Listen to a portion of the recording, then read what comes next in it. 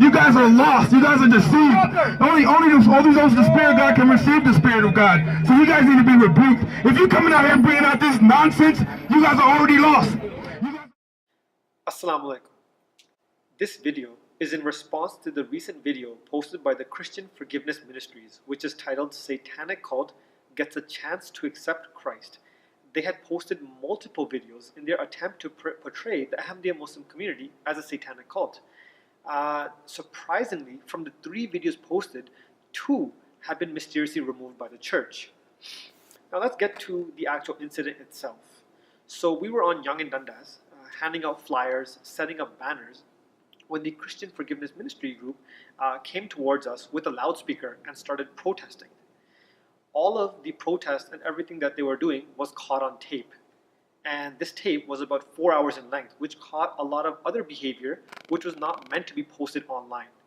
3 things were of note. Number 1, there was an incident where the Quran was taken, thrown on the ground, stamped on, and then many abuses were hurled at us for believing, apparently, this false book and believing in a false prophet.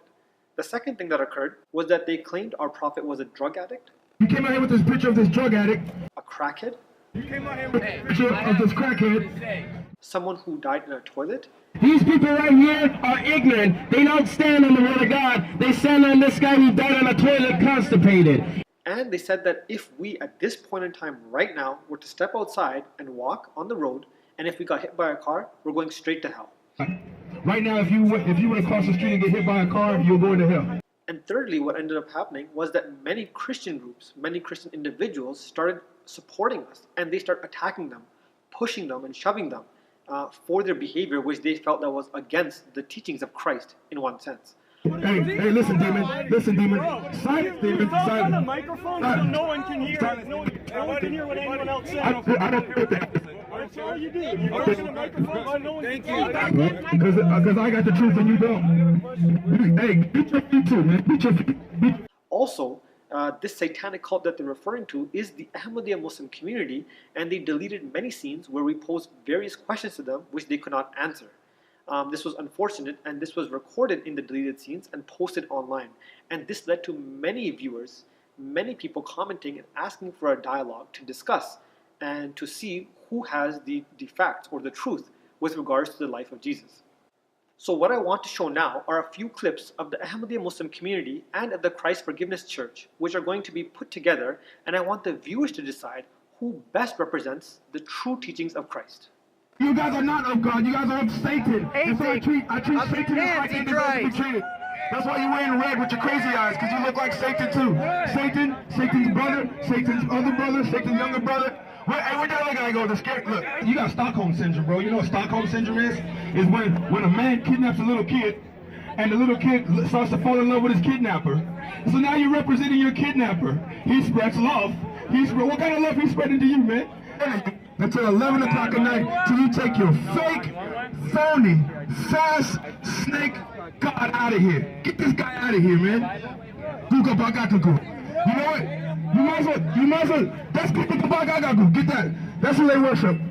That's what he looks like when he was a kid. Guga bagagagu. The more I preach the word of God, sure thing. Keep preaching the word of God. Keep preaching the word of God. Don't let these cats get away. How you doing? Thou shalt believe. What I wanted to do in this video was to provide viewers with some of the questions which had been posed and show some clips of the footage of itself, of how the church itself behaved, and to show and let the viewers decide, did the Ahmadiyya Muslim community act in the way of the true teachings of Christ, or did the Forgiveness Church act in the way of the true teachings of Christ? So as the Ahmadiyya Muslim community, I want to give a little bit of a summary of some of our beliefs. So we believe that Jesus Christ was a prophet of God. We believe Jesus Christ has passed away just like all other prophets. We believe Jesus is not God. He has not ascended to heaven. He will not return, and his grave can be found in India today. So the first point, we believe Jesus himself predicted that he would come out alive after being put on the cross. In Matthew chapter 12 verse 40, Jesus talks about the sign of Jonah that he gave as a prophecy. And he stated, "For as Jonah was 3 days and 3 nights in the belly of the whale, so shall the Son of Man be 3 days and 3 nights in the belly of the earth." So what we find over here is that there's a clear indication and a connection with both prophecies. And Jesus, likewise, spent 3 days and 3 nights in the tomb and came out alive as well. Had he died, what similarity would there have been with the prophecy that Jesus made with reference to Jonah? The second point that we find is that in John chapter 19 verse 34, in the Bible it states that a couple of verses before that Jesus had passed away. However, in John chapter 19 verse 34, it states that when a soldier came and pierced the side of Jesus, blood and water gushed out. Now in many Bible translations, the word gushed out has been translated as trickled out, and that is incorrect.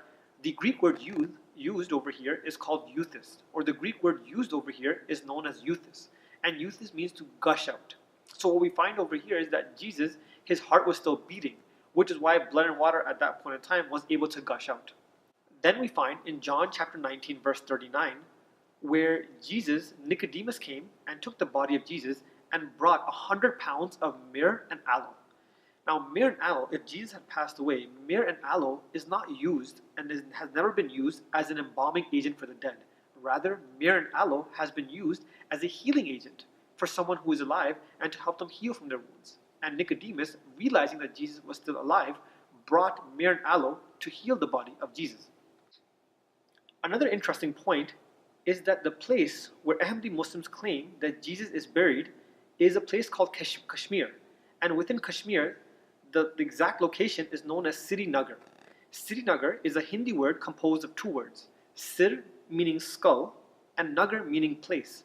Now what's interesting is that Jesus, the place of his crucifixion, was known as Golgotha, as mentioned in Matthew chapter 27 verse 33, in Mark chapter 15 verse 22, and even in Luke chapter 23 verse 33. And when they came to a place called Golgotha, this is to say, a place of a skull. So we see the similarities where Jesus, where his actual crucifixion took place, and then even where his death, and where we say that where his tomb is found, that has also been named similar to what was found in the Bible in many references as well. So I want to leave the viewers with a few concluding remarks. Number 1, let the viewers remember that Jesus never stomped on the holy books of any other prophet. I can assure you this much, that if the attempt is made to beat the life out of Ahmadiyya Muslims so that they become Christians, we will never succumb to such strategies and are willing to lay down our lives for our faith. So stomping on holy books has never been the case of a way of a prophet. The second thing is I want the viewers to remember that Jesus never lied, never swore, never used hateful speech as a means to bring people towards himself. If this is the case, then would Christians accept the fact that if Jews came today and proclaimed Jesus as a false Messiah, that they would run and start accepting Judaism? Of course that's not the case. So this tactic has never been used by Christ and the true teachings of Christ. Let the viewers decide. At that day, at that time, who were the true followers of Christ?